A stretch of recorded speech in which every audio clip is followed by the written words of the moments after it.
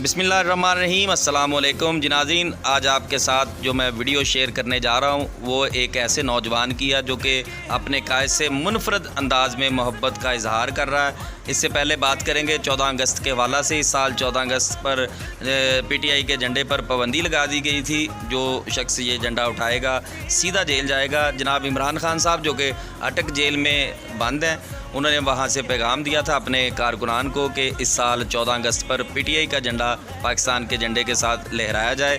ये पाकिस्तान में जगह जगह कारकुनान ने PTI के झंडे को लहराया है पाकिस्तान के झंडे के साथ। यहाँ तक कि पाकिस्तान के अलावा लंदन से भी वीडियो मसूल हुई हैं, वहाँ पर भी पाकिस्तान के झंडे के साथ कारकुनान ने PTI का झंडा लहराया और जश्न आज़ादी का जश्न मनाया। मैं जो वीडियो आपके साथ शेयर करने जा रहा हूँ वो ऐसे नौजवान की है जो कि मुनफरद अंदाज में अपने कायद से मोहब्बत कर रहा है। आइए आपको वीडियो दिखाता हूँ। लगाया है अदल इंसाफ का कप्तान ने परचम उठाया।